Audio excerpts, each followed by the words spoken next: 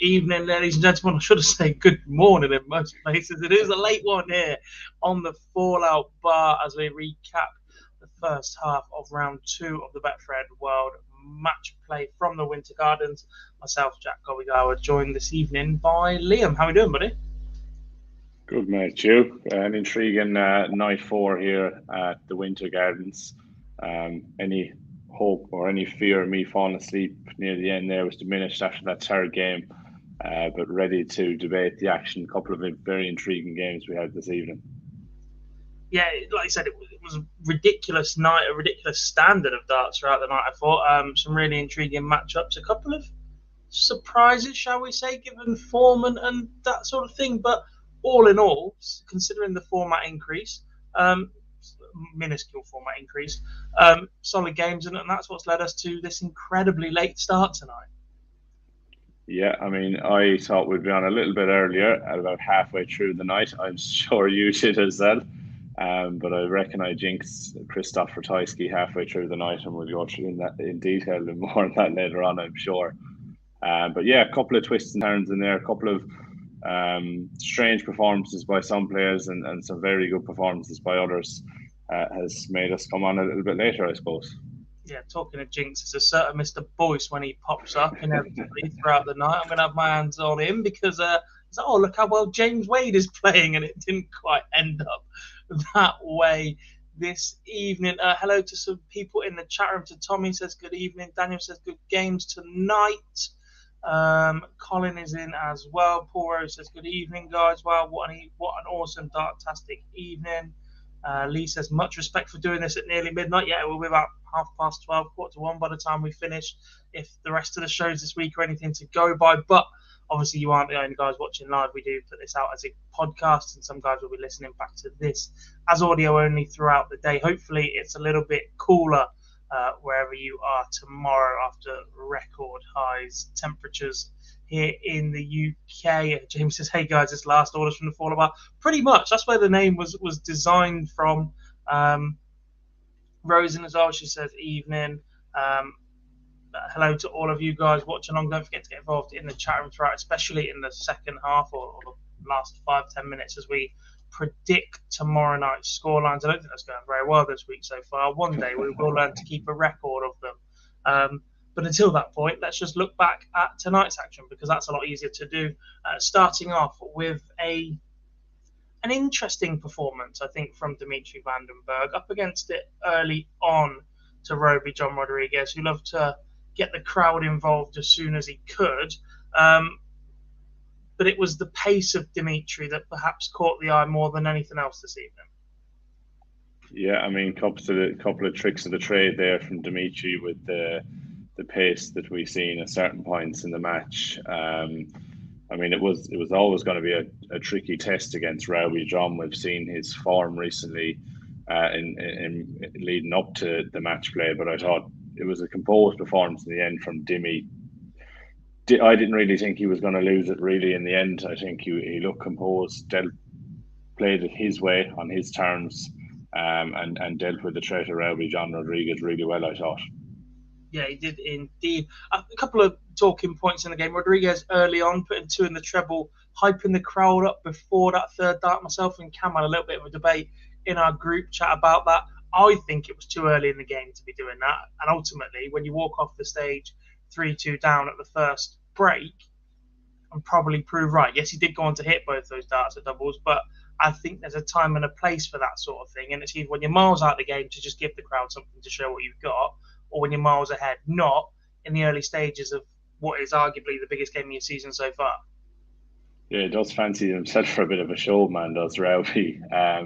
But yeah, a bit of a strange, considering the timing of the match. I mean, we see these kind of ironic attempts to get the crowd going when people are miles behind. There's a little bit of showboating when their ahead. Didn't really get it in the first session. Maybe it was just a little bit carried away with the excitement of the match play that made him do it. The result really didn't reflect his confidence in that first session, though, as he didn't win many legs after that. No, he didn't indeed. But it was Dimitri Vandenberg, as you said earlier, with a calm and composed performance from him. Look, we discussed this about Dimitri an awful lot on online darts about who benefits and is there a genuineness to the calming actions that Dimmy does on stage, and then he follows up with a fist pump that seem to contradict each other. But there is an advantage to being Dimitri van den Bergh in this position, who is so comfortable playing the rat-a-tat game and going hammer and tong at it with people, and then being able to slow it down and not really drop an awful lot off his performance when, arguably knowingly, his opponent will suffer from it. Yeah, and I think the fact that he has them varieties to his game, I don't think we've seen how far Dimitri van den Bergh will go as yet. You know, he's already a major champion here at the match play as well. I mean, the fact that he can switch it up will play into his hands so much. I mean, we see players struggle with the slow pace players before. Some players, the faster players, just can't get their head around it and can't seem to get into the match sometimes. But the fact that he can vary the pace of his game, which is never an easy thing to do, let alone hit the standards that he does at a particular pace, could benefit him, and especially in these longer format matches as well we see at the match play, could be a reason for his success before and potential success on Sunday night. Yeah, and bottom line, I want to talk about Dimitri's finishing stats. He was 11 from 18 in this match, but there was an interesting tweet put out by Dan Dawson earlier in the night, I thought, where there was a 92 checkout attempted within the first couple of legs. It was the first time Dimitri had failed to check out a visit or a score of less than 100 with 3 darts in the entire tournament. And I don't think he missed an awful lot of those again tonight. That will take some beating up on that stage, no matter how he scores. Yeah, I mean, 61% in the doubles. I mean, regardless if you're throwing 20s every throw, if you manage to get down to the double, you're going to feel fairly confident taking him out. And Dimmy is one of them, gets the first start in the treble. He looks so dangerous and looks like he's not going to miss anything on them doubles when he really gets going. I mean, he's shown that when his doubles are on top form, that he's very, very difficult to beat because he's so consistent when he does get going. And I think 61% in the doubles, I don't think anyone was better than that over the course of the evening. I mean, that will take some beating. Would indeed. A couple in the chat room before we do hear from Dimitri van den Bergh himself. There's a couple of comments about Ratajski. Make sure we circle back to those when we do discuss that game. Paul says Dimitri played well, but Roby's time will come. It certainly looks it at the minute for Roby. His second time round on tour, he looks a lot more comfortable this time out. He is now the Austrian number one. He's overtaken Mensur Suljovic in that regard. But he's got to start getting over the line in some of these games. That's how you start making a name for yourself. Otherwise, don't want to disrespect him, but end up a little bit like Chris Dobie at the minute. Puts himself in a position, but isn't quite able to take that next step, despite we know just how capable Chris Dobie can be. Another one from San Eldino. Does anyone know why Dimmy had a sponsor taped off his chest had they just not paid? They're a bookmaker. They're a betting company, and it contradicts with the tournament sponsor. As Kazoo have bought up pretty much everything this year, it's allowed the players to take individual sponsorships from bookmakers. However, this is one of the 2 tournaments where it's still backed by a bookmaker in the UK, and therefore he's not allowed to wear that sponsorship on his shirt. Let's hear then from Dimitri van den Bergh in his post-match press conference. This year I'm in the quarterfinal. I'm only a couple of games away from it. I'm not scared of anybody. I think I'm proving it. I think I'm playing against the greatest. I think I'm playing against whoever is in front of me. It doesn't really matter anymore. It's just Dimitri van den Bergh does his business. Give me a chance, and I want to finish it, you know? Yeah, what can I say? I'm working hard. I'm just working very hard, and especially on the finishing. I've let so many games run away from me. The Premier League, for instance, could have been a completely different story if I was as strong on my finishing like I am today. But then again, my scoring was so much better. So, guys, I'm on my way to be top of the top. I know I'm saying this, and I don't want to sound arrogant. I always keep my feet grounded, but I've got my beautiful family behind me, and I'm working so hard to make them even more proud. So, who doesn't love a bit of Belgian waffle at midnight? You go on a little bit, does Dimmy? but he is fantastic in front of the camera, and you cannot fault him for that. On to match number 2 from this evening, and this is where I have an issue with Mr. Boyce. James Wade 9, Nathan Aspinall 11, after not being spoken about in Nathan Aspinall's own words at all pre-tournament. He's now into the quarter-finals and doing it the hard way, an incredibly tough part of the draw that we earmarked at the start of this week. Superb performance from him to close out James Wade. At one point it looked like he was going to be undone just by the sheer consistency of the machine, but the Asp held in firm 4-180s for him against none from James Wade. That's the big difference since he spent that time in hospital in Germany overnight. His scoring power has dropped significantly from there. 52% on the doubles from Nathan Aspinall. The man just has bottle here.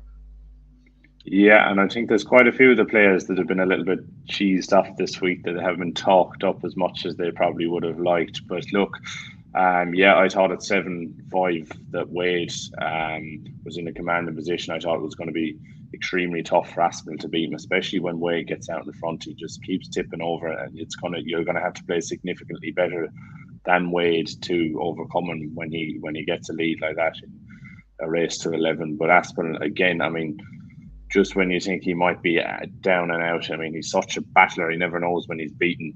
And a really gritty performance. I mean, how many times have we said that about Nathan Aspinall down through the years, that just gritty determination just to stay in the match, and eventually turned it on its head. And it was a very, very good win for Nathan Aspinall. It was indeed. Paul says superb from the Asp, a close result. Daniel says from 8-8, Asp was great. And that was the key point, because at that moment, I think Wayne Marder was on commentary, and he said for somebody to win it from here, they'd have to win 3-1 or we're heading for a tiebreaker. And look, I'm a James Wade fan. I'm not going to try and hide that.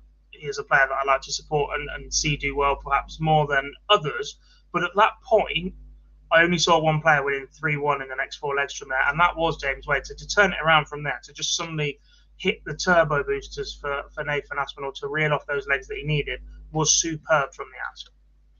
Yeah, and I just thought, I mean, if any one game was going to go to a tiebreaker or extra time tonight, I just felt at 8-8 that this was definitely destined to go to a tiebreaker because of how solid James Wade is on his own throw.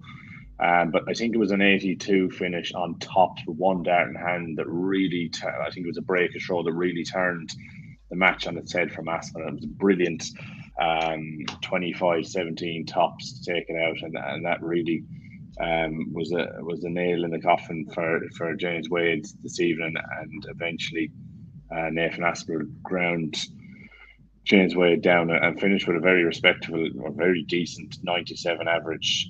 Wade a little bit lower, about 94, 95. And again, like we said, gritty. Great to see Nathan back to somewhere close to his top form after his injury to Warriors recently. And look really, really impressive to make the quarterfinals. Exactly that. Look, 95 average and 60% of doubles normally gets the job done for James Wade. He's made an absolute career of that. I do want to bring up the point he made in his post-match press conference yesterday, where he hinted about retirement. Now, I don't think we actually discussed this in our group chat, so I haven't heard your thoughts on that. I still think it's a little way away, but the fact he's now broached that subject, the man's not even 40 yet, but do you think it's taken its toll, being the kind of player that James Wade is, that he never seems to have an easy victory? He's comfortable in life, clearly. He's never really liked the sport. He's just been good at it. And if he could walk off tomorrow and just tinker with cars for the rest of his life, I think he pretty much would. But now that he's started to use the R word, are we concerned that James Wade might be on his way out of this sport, along with some others that are just that little bit older now? I mean, it's just unbelievable, really. He's still below the age of 40, considering how long he has been at the top of the sport and at the top. I mean, you're talking, it's the guts of nearly 20 years that he's been around about darts now at this stage. I mean, we're probably talking 18 years now. I would take a lot of things with that James Wade says with a pinch of salt.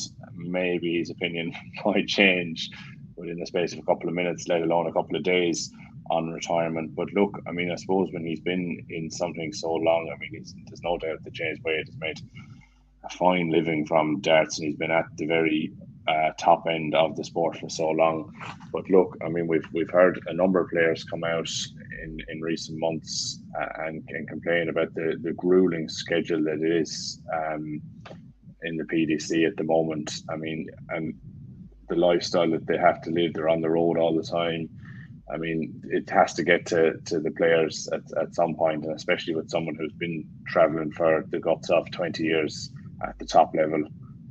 I wouldn't say it's that far away for Wade, but I still think we have a good couple of years left in Wade yet. You indeed. Talking of age, I just want to leave you guys with a couple of age comparisons. I'm pretty sure there is only about 18 months difference between James Wade and Gerwyn Price for you to consider, guys. And also, Rob Cross is a year younger than Chris Dobie. However, let's hear it from our winner of match number 2 this evening. That is the Nathan Aspinall. But yeah, I'm back in the top 16, and you know what my aim is. I want to get back in that Premier League next year, but it's down to me to prove my worth. And so far this week it's going well. Yeah, definitely, because I think I belong in them. No one deserves, no one should have them. It's down to me to prove my worth to the board that you should put me in the Premier League. You should send me to the World Series, and rest assured over these next 6 months I'm going to make it impossible for me not to go to Australia next year, because I don't know what to do. This week was going so well. Everybody had spent the entire week telling us how this is the second biggest tournament of the year, no Premier League discussion whatsoever, and Nathan Aspinall goes and starts talking about it and the World Series. Thanks, Nathan. You just ruined that part of I can't get any information. The enjoyment that I'm having.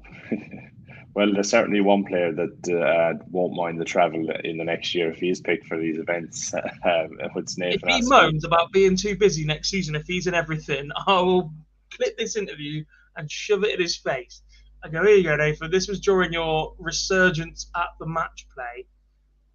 Yeah, I mean, he looks like he's raring to go. I mean, he's had the injury worries now. He looks like a happy man at the moment.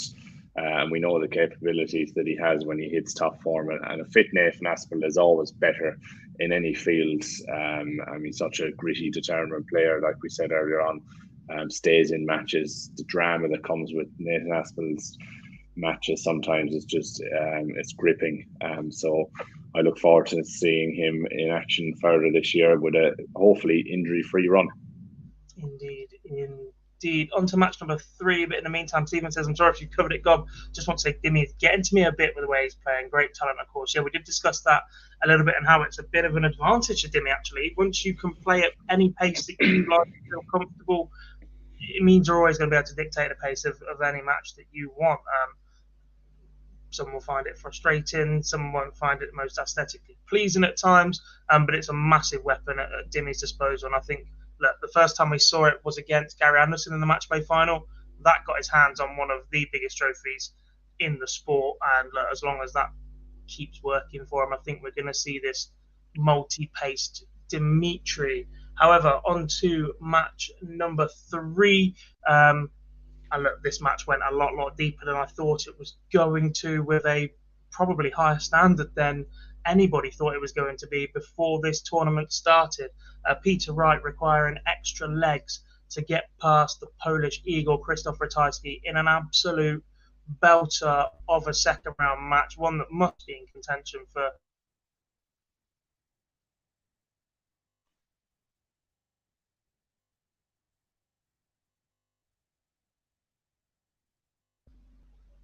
no idea what happened there. It pretty much had absolutely everything in this one that resulted in the world champion booking a spot in the quarter final. Yeah, I mean, 10-1 to Peter head to head recently. I thought I've never seen one match this evening that was going to be more one-sided than a Peter Wright victory. I just couldn't see past it. I mean, after the first 2 sessions, he was in total control. I mean, a lovely little 1-2-5 bull, 2-25 bull thrown in there as well. Just looked in total command. And a little message that I sent into a certain WhatsApp group must have been heard by Krzysztof Ratajski when I said he was a little bit boring to watch this evening. And from then on, he really turned the match on its head. Yeah, there was plenty of jinx in it in our WhatsApp chat this evening. I want to come up to a couple of things in the chat room quickly before we do discuss this match a little bit further. Jamie went back earlier saying Ratajski played out of his skin, didn't get the result, which must be a real sickener, those 3 darts at double 18. It's crazy how often that tends to happen for players that we think are the next step. I mentioned Chris Dobie a little bit earlier. We said it about Joe Cullen an awful lot. Now it keeps happening to Ratajski as well.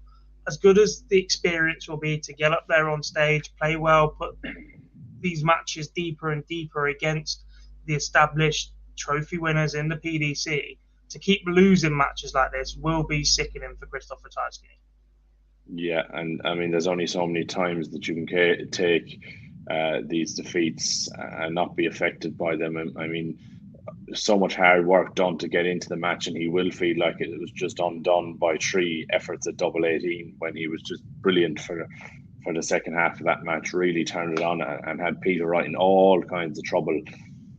But if you don't take your chances against these top players, you will be punished, and they do not give you. They don't tend to give you second chances, especially not Peter Wright, with someone of his ability and his talent, and he certainly may kick himself a little bit over missing a couple of darts at that double 18 near the back end of the match. Indeed. Stephen says Ratajski blew it, but I guess Wright blew it at times as well. Yeah, it was just one of those matches. The fact the averages stayed so high when we're sat here talking about players missing opportunities, over 40% and 50% on the doubles, it was just waiting constantly, that every single miss was under a microscope in this one for me. Paul says, I'm pleased Peter Wright got through, but the Polish Eagle grew into the match. He did indeed, as Liam hinted at earlier. The minute he called him boring to watch tonight, he suddenly hit the afterburners. But the point I want to come back to is Bills. He says Peter Wright had 37 scores of 140 or more. Insane. The scoring power of Peter Wright, Liam, is back. I mean, it was just incredible. I mean, even Ratajski, when they started hitting them treble 20s, I mean, Ratajski's treble 19 going downstairs was like a magnet at some stage. They just make it look so easy at times. I mean, I think he had 3 or 4, 10 or 11 darters now throughout the course of the match. I mean, I think nearly a third of the legs that Peter Wright won were at either 10 or 11 darters. It was insane how it looked a little bit scrappy at times, but yet the standard was so high because of the couple of missed doubles here and there. But the score and power of the pair from the pair of them was just brilliant, and it looked magnetized. It did indeed. Right, and let's hear from your reigning world champion Peter Wright after his second round victory over Christoph Ratajski. No, he's changed. Obviously, you know, everyone changes. So, you know, he's learnt his own routines that helps him now become a better player, which is really good, and it, you know, shows on TV and other tournaments. So, you know, it's, you know, I didn't teach him everything then. The master will reign. Love that from Peter Wright, talking about the relationship he has with Dimitri Van den Berg, a house guest of his over the COVID lockdown here in the UK. Interesting that these two met in the final last year, Peter Wright getting the better of Dimi, and that was a little bit of an undertone storyline at that point. It's extended to this now. It just seems to be Liam, these two are on a collision course at every match play they go to. Yeah, I mean, they both ooze confidence as well. You can hear from their press conferences there. But yeah, I think, I mean, it was a brilliant performance last year from Peter Wright. He almost looked unstoppable at times, and even the class of Dimi couldn't take him down in the final. But I reckon Dimi will be quietly confident going into this one. I mean, as usual, we expect Peter Wright to be confident, but he won't be able to afford the little wobble that he had in the middle of the match there and at the back end of the match that we've seen tonight against Dimi. Because if Dimi is on the form like he was tonight, and doubles start flowing, that lead will quickly start gathering pace for Dimitri Van den Berg. And I mean, that has the potential to be the tie of the round. I mean, it probably won't be too long until we see Dimitri Van den Berg really laying down a marker, and it could be sooner rather than later that we see him take that next step. And how better would it to be to start to on that journey to take Peter Wright out in the quarterfinals? We will indeed. Interestingly enough, let's not discuss it. We're just going to move on. But I'm going to remind people that Wright had a similar wobble in the opening round, and that's between that second and third little set, if you like. He struggled a little bit there, despite coming out the blocks pretty comfortably in his first two matches. If he does that against Dimmy, I wonder if that will have the opportunity to turn the tide in that one. Onto the final game of the evening then. I felt this one was a little bit disappointing at times, considering I just think the expectation that I'd placed on this game. I thought Joe Cullen was excellent in round one. I expected Michael Van Gerwen to be better. He come out the blocks absolutely flying. He threw 7 180s tonight. I don't think we've seen Van Gerwen hit that many 180s in a long time. But he gets over the line 11-5 against Joe Cullen, who only managed to average 90 himself, 25% on the doubles. It just never got going for Joe Cullen tonight at all. No, and look, I suppose, I mean, sometimes when we big up these matches, that they kind of don't tend to live up to the hype sometimes. I mean, I suppose we were all kind of expecting a lot more from Joe Cullen coming into tonight's match. I, for one, predicted that he might have the better MVG, considering the show we'd seen from MVG in the first round. I mean, I know we've heard this a couple of times over the last couple of years, that MVG is back, but in that first session, I thought averaging 111 and leading 4-1 that MVG couldn't miss in that first little session. Got a little bit edgy in the second session. MVG just managed to stay in front, and I mean, I think there was a little bit of frustration from Cullen from the start. He kind of kept the lid on it in that first and second session. And then it kind of started to spill over. I mean, there was darts being dragged everywhere, a couple of missed opportunities at doubles, and it really got to him in the end. I mean, no matter how good a dart player you are, once you start missing, it does start to take its toll. And ultimately ended up at a 90 average. Was not the Joe Cullen that we're really used to seeing recently. Yeah, I wonder if the start time played a part in the toll that was taken on these two. It didn't get going until 11 o'clock here in the UK, 12 o'clock Central European. That's incredibly late for these guys to start playing a game. Look, they're experienced pros. They might have been used to this situation a little bit and seeing the other games go deeper and deeper and deeper. But given just how hot, how warm it's been over the last couple of days, the fact these guys will have been in the venue since before the first game started tonight, getting themselves prepared and ready, that's a lot of time to kill in that heat, up and down to the practice board, keeping your arm loose and trying to keep an eye on everything that's going on to make sure that you hit peak performance as you go on that stage. And tonight it looked like perhaps they were both just a little bit undercooked when it come down to it at the end. Yeah, and I reckon that they probably did think that like most of us thought that the third match would be over a little bit earlier when they seen the scoreline at the second session. I mean, it can be a case that you can over practice sometimes in the back room. It can throw you, and with such a mentally draining sport, any kind of a diversion from your routine or practice or any later than it could be that you could be out there in the practice room could put you off a little bit. It was a little bit unusual from Cullen, the performance that we've seen. I mean, the heat in there, I mean, it's warm enough over here and it's even warmer over there at the moment. So I'm sure that they've all been struggling with the heat, especially under them lights. At the best of times, it's probably warm anyway, especially in them venues.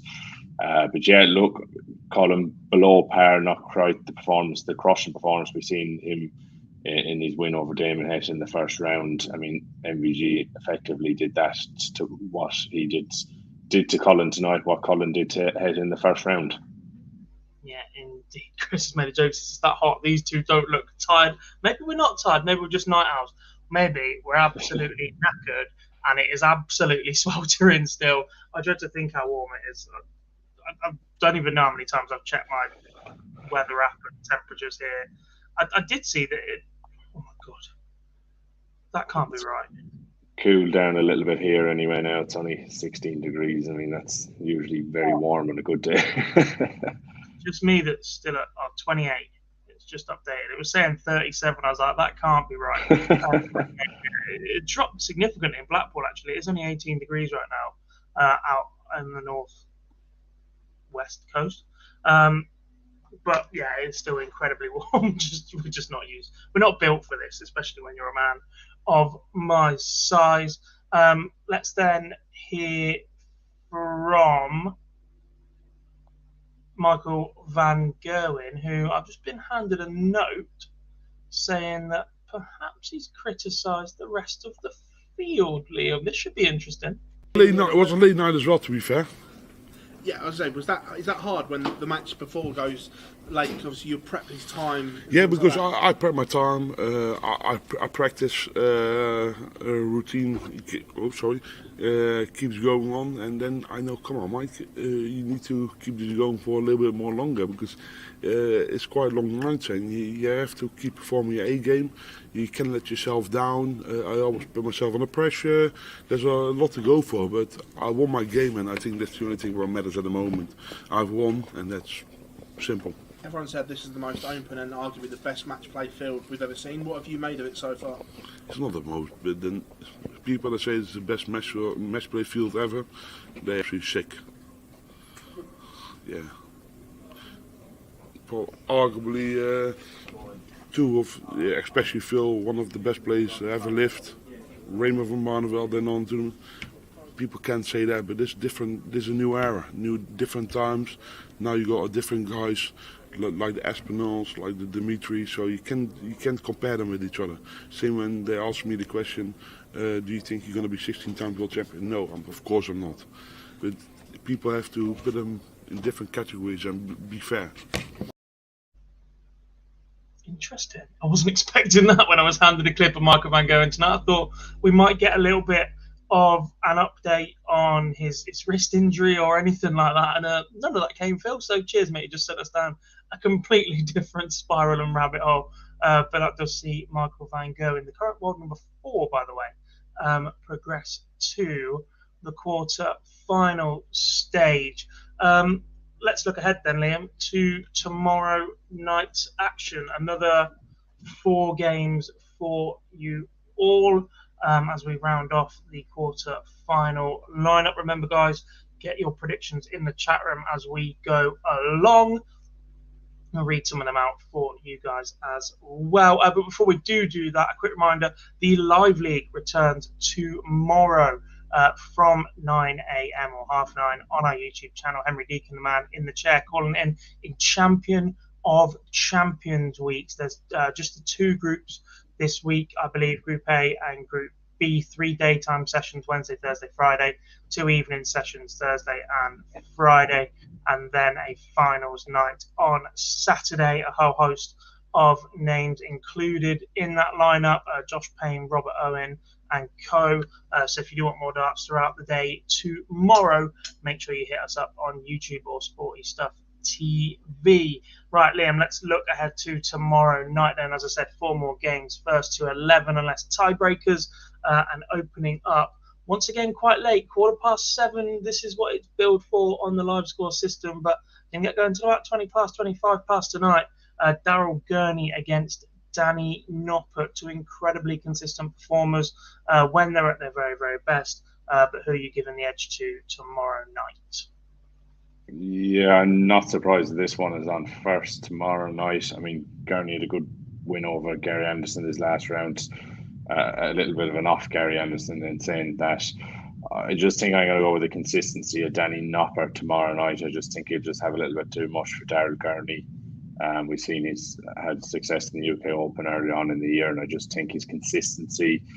I do think Gurney will miss a couple of doubles here and there, and ultimately will be made to pay by Danny Noppert. I'm going to go for an 11-8 Danny Noppert win tomorrow night. I just think he'll have enough to edge out Daryl Gurney in that first match.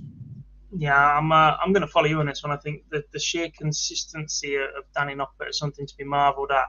At the minute, if his first start is in, it's one of the best markers in the game to follow. I personally think it just sits up so nicely in that treble bed. And I also still think that Daryl Gurney is at his absolute best when he's got something to be angry about, when he can get that bit between his teeth and get himself fired up. Danny Noppert is going to give you absolutely none of that. He is so placid up on that stage. He's just going to get on with his job. He's not going to pay any attention to what you're doing, and he's not going to give you anything to feed off coming back at it. So I'm going to say slightly bigger margin of victory for Danny. Actually, I'm going to say 11-7 in the chat room. Tommy's got Noppert 11-8. It's 11-6 Noppert for Maliki. Paul is the first man to back Gurney. He's got 11-8 in that one. Colin goes 11-7 also. Sam goes 11-6, too consistent for Daryl. That's a prediction win for Noppert. And Daniel's got 11-8 Noppert as well. So pretty much a clean sweep in that one. Just Paul backing Gurney to win, but we'll find that out first tomorrow night. Match number 2 is intriguing for multiple reasons.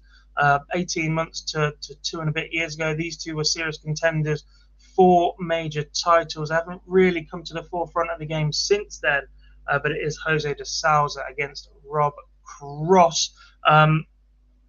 Given their performances in the first round, you could be forgiven for backing quite a comfortable win for Jose here, but something tells me you might be backing it the other way around.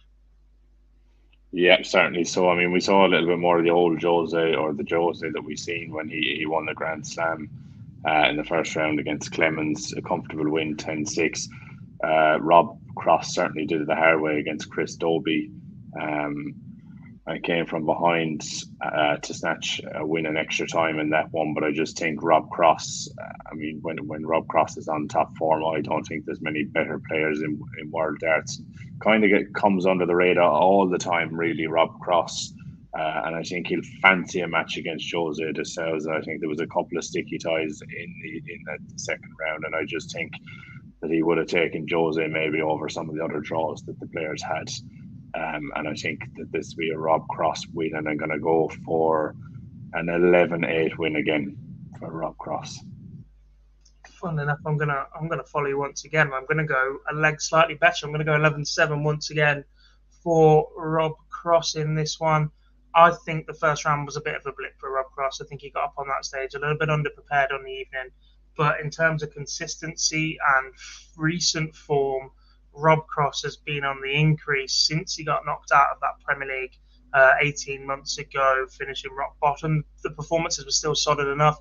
The action looks a lot better than it has done at times over the last couple of years, and I think he'll be better prepared for Jose de Sousa tomorrow evening. So I'm going to say 11-7 in this one. A few more in the chat room. I think Craig might be watching us a little bit delayed. Hello, mate. Good to see you. I hope you enjoyed your time in the venue as well tonight. I think you're back there tomorrow. He's got 11-8 for Noppert, just to throw back to that one. But then predictions for this one. Tommy's got 11-7 Cross. He's gone the same way as me. He says scrappy game, I think. Paul Rose got Cross 11, Jose 9. Craig's also got Cross 11-9. San Aldino Cross 11-5. Sam Hill's the first man to go the opposite way. He's got De Sousa 11-8. And Colin has got Cross to win. Might have to be a shootout to decide. Match number 3 is one that I am really looking forward to, actually. Given his recent form, I think Dave Chisnell is a little bit of a sleeper in this draw. Not necessarily to go all the way and pick up a title, but look, we all know the scoring power that Dave Chisnell's got, and he's just been playing incredibly well on the floor of late. Going Price entered this World Match Play in the quarter draw he is in with the worst percentage win rate in their last 50 matches of anybody in that quarter. Astonishing from the current world number 2, Liam. How do you see this one going? Yeah, I mean, I've been impressed with Dave Chisholm recently, and I do think he has all the capabilities to cause a little bit of an upset in this tournament. Don't think he'll go all the way in the tournament, but I mean, I saw signs from Price. He just turned it on the heat against Schindler when he had to in the last match. Yes, wasn't at 100%. Schindler played well in that one as well, but I'm going to go with Price to just scrape through again. I'm going to go 11-9 against Chisnell there tomorrow night. I think Chisnell will put him under pressure. He will have him in a corner, but I just think Price will come out swinging and I expect him to go up a little bit from the standard we saw against Schindler in the first round, and I think he'll just edge over the line against Dave Chisnell. For the first time this evening, we are going in opposite directions. I have the yellow peril himself, Dave Chisnell, to beat Gerwin Price in this one. That's just something I fancy at the minute, given the way they were tested in the first round, the performance levels of late on the floor. I think Chisnell's got the capabilities of pulling off an upset tomorrow, and I'm going to say he does that 11-8. Chat room, once again, you guys have got Chisnell 11-9 in the Belcher game, says Tommy. Malachi's got Price 11.8, Price 11.9 for Paul, Price 11.7 for Colin, and Sam's got Gezi 11.6. We'll just have too much for Chizzy, in my opinion. Final game of the evening, and I'm a little bit gutted this one's on last, especially if the other 3 games go late as well, because this has all the makings of an absolute belter tomorrow night. 2 players to get on with it, play at pace, and entertain everybody in their way. It's Michael Smith against Dirk van Dijvenbode. How do you see this one going? Yeah, I mean, a really intriguing second round matchup. I mean, 2 players have been in form this year. Dirk has shown great performances on the floor as well. I mean, he's certainly going to be up for this. Good win over Ryan Searle in the last round. Showed some real character to get over the line in that one, as did Michael Smith. And I know that I believe you backed him as well as I did Gob to go all the way this week. And I just believe, I mean, I know people could say it's Andrew Gilling, and Andrew Gilling has been on brilliant form this year. I just think that says a lot about how far Michael Smith has come, that he dug deep, looked like he was on his way home, and it could be very telling at the end of the week if he does manage to go all the way, that he was pushed. He was tested in that first round match and he came through, and I think he'll come through this match tomorrow night as well against Dirk. I do reckon it goes to extra time. The only match tomorrow that goes to extra time, and I reckon it'll be a 12-10 win for Michael Smith in added time. Just what we need right at the end of the night, knowing it'll be myself and Dan on the show tomorrow. Actually, I did promise you all Cam yesterday, but he's had to change of plans, so it will be Dan joining me tomorrow night on the Fallout Bar. I will have had darts in the evening, so hopefully Dan will have seen a lot more than I will have. We'll be back as always to give you all the lowdown on the show that evening. Prediction for me, that I'm going to say Michael Smith. I've got the man to win the tournament, so I've got to hope that he keeps on going. I do think this will be a fantastic match, though, and if Dirk gets going from the outset, he can really put Michael Smith under pressure. That being said, though, I do have the Englishman to win this one 11-7. I think Dirk might just run out of steam a little bit under the pressure that Michael Smith is going to put on his opponent. Just the way he's playing right now is absolutely fabulous. Predictions from the chat room for this final game. Paul has got Bully Boy 11-9. It's 11-8 for Craig in Bully Boy's favour as well. Colin, the first man to back Dirk, he's got it 11-9. Tommy's gone your way. He's got 12-10 in a World Matchplay Classic. Very late night at the Winter Gardens tomorrow again. Dirk to win a nail biter 13-12. Is this the bit where I have to tell you it'll be 14-13 or 13-11? It's a first to 11, so tiebreakers at 13 all, Sam. Go again. We'll let you reclassify which one you think. Malachi has got Smith 11-8. San Aldino's got Bully Boy 13-11. Extra legs to separate that one. Paul says Mark Smith is my favourite to win the match play. Mine too right now. And Joe has chirped in with a Dirk wins right at the end. Liam, we've absolutely raced through tonight's show, but it is still 12:30 here in the UK. 45 minutes for you guys to recapture everything that has gone on last night or this evening at the World Matchplay and look ahead to tomorrow night. Sam just corrected his prediction. That's what I was stalling for a little bit. On 14-13 it is then. Yeah, that's the one, buddy. And then the format will increase to best of 31 legs as of Thursday night. When the match play starts to get a little bit more serious. Thanks for joining me this evening, Liam. Absolute star. Superb to have you. You're not on anymore this week, are you? Not as it stands, but you never know. Might be coming back into action. Slots going Friday and Saturday if you fancy it, while I'm gallivanting around Blackpool in one of the nightclubs, most likely. Quick reminder, if you haven't done so already, please do drop us a like on this stream and subscribe to the channel so you don't miss any more of our content. I am assured that our 25,000 subscriber giveaway is coming very, very soon. We've had the prizes out there for a long, long time. It's just been how we present those to you guys and how we do this giveaway. At least 2 of the guys are in Blackpool right now. Hopefully I might get 10 minutes with them this weekend. If not, I've just told them to go ahead and film a video to let you guys know what is going on, because we really do appreciate the fact you've made us reach that milestone so quickly this year. And of course, if you don't already do so, make sure you head over to follow us on social media, on Twitter, Facebook, and Instagram, the main ones, but we are now up and running on TikTok as well. With all that, quick reminder once again that the live league is back tomorrow morning. Just the Wednesday morning session tomorrow, and we'll have evening session Thursday and Friday for you guys, as well as daytime sessions before finals night on Saturday night. And we'll be back tomorrow night, hopefully a little bit earlier for you guys if you're watching us live, or it'll be ready when you wake up if you're listening back as a podcast, to make sure that you don't miss any of the Betfred World Matchplay Fallout Bar here at Online Darts. A big thank you for watching or listening back to us throughout your day. We will speak to you again tomorrow night. Thanks for watching.